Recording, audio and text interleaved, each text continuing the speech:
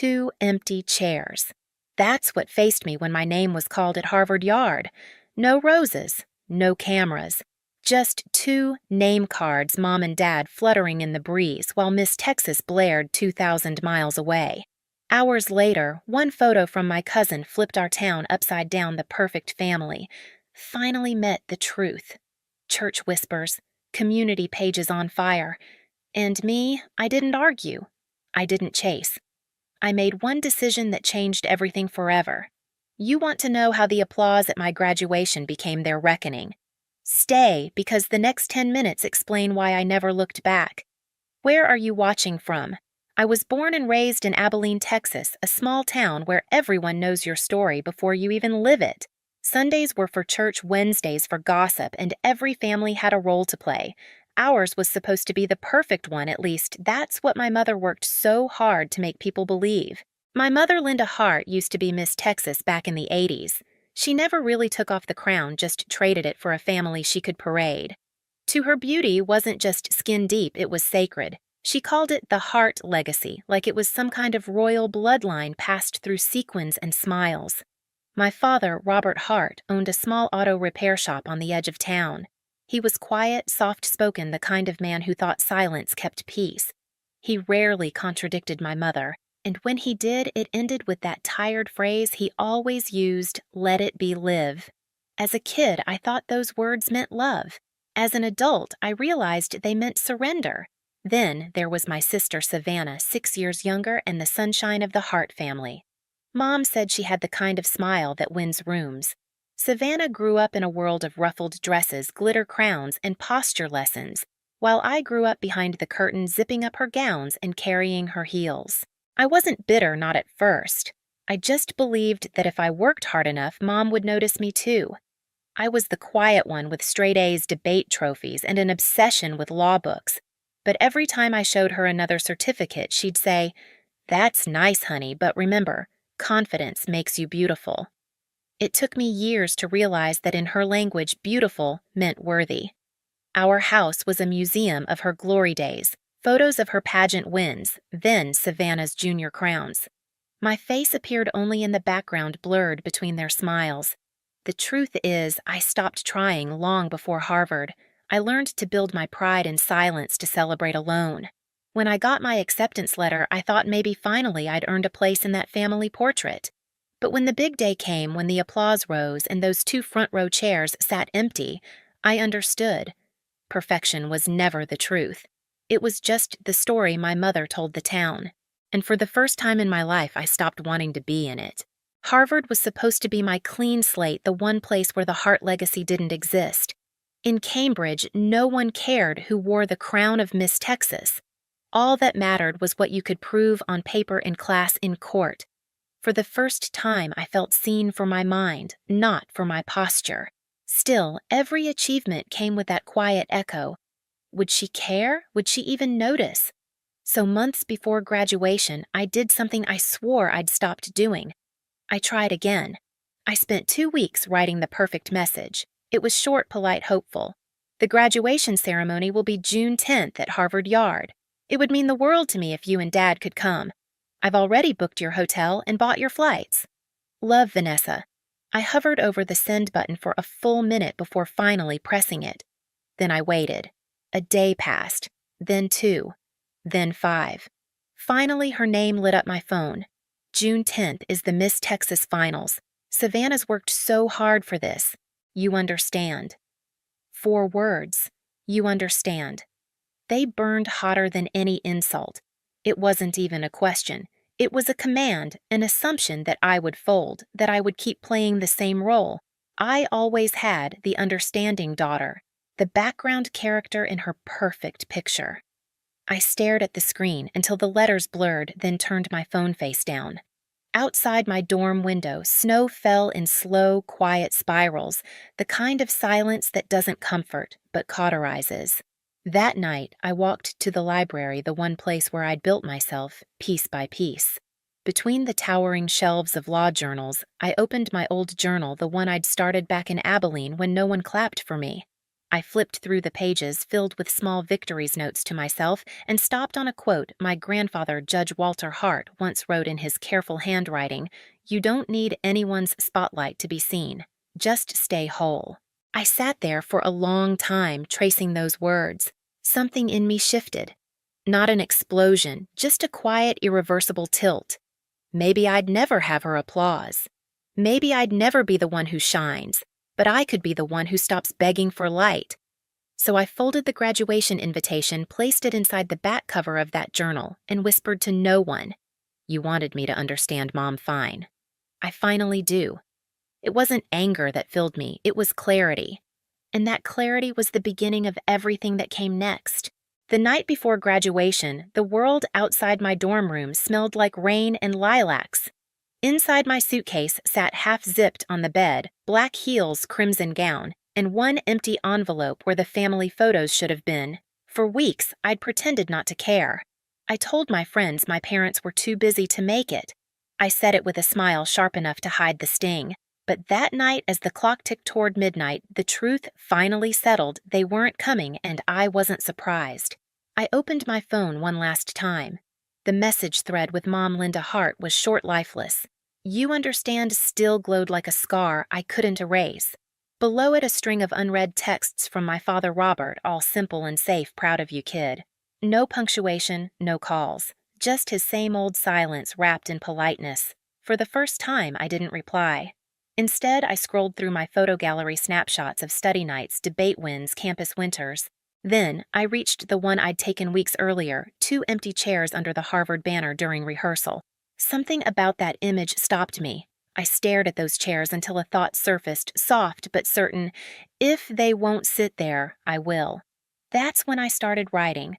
Not a message, not a plea, a speech. Every word I'd swallowed since childhood poured out the years of invisibility, the weight of being the understanding one. But it wasn't bitter. It was deliberate, like closing a door gently one final time. When I finished, I folded the speech neatly and slid it into the same envelope that once held their invitations. The envelope that once said, "Please come now," held the story of what happens when you don't. I packed the journal my grandfather, Judge Walter Hart, had given me, his words tucked between the pages. Stay whole. That was all I needed to carry. Before turning off the light, I did one last thing. I opened my contacts, scrolled until I found Mom, then Dad. And without hesitation, I pressed delete. It wasn't dramatic. It wasn't revenge. It was reclamation, the quiet kind. The kind that doesn't make noise but makes room. Outside, the rain began to fall, tapping softly against the glass. I lay down, listening to it, realizing it wasn't a storm anymore. It was a cleansing. By morning, I knew exactly who I was walking for, not for the 2 empty chairs waiting in the front row, but for the girl who had finally stopped waiting to be seen. The morning of graduation, Harvard Yard looked like a postcard, sunlight spilling over brick buildings, flags fluttering in the soft June wind. The air smelled of old books and blooming magnolias, the kind of scent that feels like both an ending and a beginning. I dressed slowly, my crimson gown crisp against the white of my shirt. Every sound felt amplified, the rustle of fabric, the chatter of classmates, the brass band tuning up somewhere in the distance. Everyone had people waiting for them. Everyone but me. As we lined up to march, a girl behind me whispered, "Your parents must be so proud." I smiled. Maybe I said softly in their own way. When the ceremony began, the sound of applause rolled through the crowd like waves. Names were called one after another. Every few seconds, a new eruption of cheers, families shouting, waving, crying. Then came mine. Venessa Hart, Juris Doctor, Harvard Law School. For a heartbeat, there was silence. Then a few polite claps, my friends, my professor, and one pair of hands I recognized instantly. I looked up. In the 3rd row, Grandfather Walter stood tall in his gray suit, the morning sun catching the silver in his hair. Beside him sat Ethan, the quiet med student who had seen me through long nights of studying and self-doubt. When their eyes met mine, both smiled, steady, proud enough to fill every empty seat around them. I walked across the stage, took my diploma, and turned toward the audience. 2 front-row chairs stood untouched, name cards pinned neatly, Mr. and Mrs. Hart. A small breeze caught the edges, making them flutter like the wings of something finally let go. That was my closure, not revenge, not triumph, just peace. But fate has a sense of irony. That afternoon, while I sat with Walter and Ethan near the Charles River, my phone buzzed with a message from my cousin Emma, who lived back in Abilene. She'd posted a photo on Instagram me on stage sunlight hitting my face diploma in hand crimson robe glowing against the blue sky. The caption read, "She did it. Alone." I stared at the picture for a long moment, feeling something shift deep inside. Not pride exactly, something quieter, like truth settling into place. By evening, the post had spread like wildfire. Abilene wasn't a big town. Gossip moved faster than weather. And on that same day, June 10th, another event was streaming live, the Miss Texas Finals starring Venessa Hart. In 2,000 miles of difference, two spotlights burned at once, one built on applause, the other on silence. While Savannah smiled beneath glittering stage lights, I stood with my grandfather taking photos by the Charles River. I didn't know yet that the world was watching both of us. By nightfall, messages began flooding in. Old classmates, former neighbors, even church members who hadn't spoken to me in years. "Is it true your parents didn't come? Linda was at the pageant the same day. Everyone's talking about it, Venessa." I didn't reply to any of them. I just scrolled, watching the story take shape on its own. Someone had posted a collage, two photos side by side. Left Savannah crowned on stage, tiara glittering mom, Linda crying as she hugged her. Right me at Harvard sunlight on my face, two empty chairs behind me. The caption read, "Two daughters, two stages, one choice." It was brutal, and it was true. Within hours, local news picked it up. Former Miss Texas skips her daughter's Harvard graduation to attend beauty pageant. Comments poured in, half outraged, half stunned. Imagine missing Harvard for a tiara! She raised one daughter to be seen and one to be forgotten. Venessa didn't need the crown. She became it. By midnight, the town was split in two, the believers and the deniers. Church forums buzzed. Old friends whispered. The Hart family, once the model of elegance, had become the latest scandal. When my phone rang that night, I already knew who it was. Mom. I let it ring twice before answering. Her voice burst through the speaker, sharp, trembling. "What did you do, Venessa? Everyone's calling me a terrible mother. You humiliated this family." I stayed silent for a beat, letting her words bounce around the room. Ethan watched me from across the table, his eyes steady calm. "No, Mom," I said, finally my voice low. "I didn't humiliate you. You just didn't realize what it looks like when the truth stands under the light." A pause. Her breathing quickened. "You think you're better than us now?" "With your fancy degree? No," I said. "Just freer." Then I hung up. She called again, 5 times. I didn't pick up. By morning, the fallout had begun. According to Emma, church ladies whispered in pews, "Did you hear she missed Harvard for a crown?" Former pageant friends distanced themselves. Savannah's sponsorship offers paused for review. My father kept his head down at the garage, refusing to comment. For the first time, the family that had lived for applause was being watched and not in admiration. Ethan came over that evening with 2 cups of coffee. We sat by the window, scrolling through the chaos. He looked at me and asked quietly, "Do you feel sorry for them?" I thought for a long moment, watching the rain smear city lights across the glass. "No," I said. "But I don't feel angry anymore either. Because in that strange, poetic way life works, I didn't need to fight back. The world had simply mirrored them back to themselves." That night, I went for a walk alone. The Charles River rippled with reflections of streetlights, gold, white, and crimson. I stopped by the bridge, breathing in the cold Boston air. For years, I'd believed closure would come with an apology or a reckoning or a dramatic confrontation. But it didn't. It came from knowing I didn't need any of that. The applause that filled Harvard Yard was mine. The silence that followed was theirs, and I didn't have to trade one for the other ever again. A week after the story broke, I woke up to a short text from an unfamiliar number. "I'm in Boston. Can we meet? Dad." I stared at it for a while, the same way you study a wound that's already scarred, but still remembers the pain. Part of me wanted to delete it. Another part, the one that still remembered the quiet man with grease-stained hands who used to leave folded bills on my desk, couldn't. We met at a small cafe near Harvard Square. The city was wrapped in fog, soft and gray, as if the world itself was holding its breath. He looked older than I remembered. His voice cracked when he spoke. "I was wrong, Venessa," he said. "I thought keeping the peace meant keeping the family together, but all I did was let you fight alone." I said nothing. The truth didn't need my help anymore.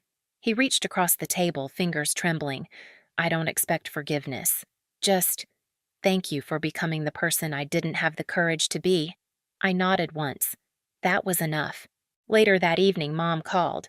I almost didn't answer, but curiosity won. Her voice was brittle thin. "They're saying awful things about me," she whispered. "I just wanted Savannah to have the chances I never did." "You understand, don't you?" The same words again. "You understand." But this time they didn't sting. They sounded small, tired, like the echo of a story that had finally lost its power. "I do understand," I said quietly. "You wanted applause. I just wanted a mother." She started to cry. I didn't. When the call ended, I didn't feel victory. Just release the kind that comes when you finally stop expecting someone to change. That night, I visited Grandfather Walter. He listened to everything, his hand steady over mine. "You don't have to forgive to be free," he said softly. "You just have to stop needing their approval." For the first time, I understood what freedom really meant. Not the kind that roars, but the kind that breathes. The world had already delivered justice. All I had to do was live it. A year later, the chairs were no longer empty. Not the ones in Harvard Yard, but the two on my balcony in Cambridge, one for me, one for Ethan. We'd sit there in the evening's tea, steaming in our hands, watching the sun melt into the Charles River. The city hummed softly below us, alive but gentle, like it had finally learned to breathe at my pace. Sometimes I'd think of Texas, of the stage lights, the sequins, the crowns, the silence. But the memories no longer hurt. They just existed, like chapters of a story I had already finished writing. I used to believe closure came from confrontation, but now I know it comes from peace, the kind you build quietly, seat by seat, until the empty ones don't matter anymore. When the wind shifts, I still hear my grandfather's words, "Stay whole, Venessa," and I smile, because I did. Maybe you've had your own empty chairs moments when people you loved simply didn't show up. If you have, tell me where you're watching from tonight. You're not alone in it anymore.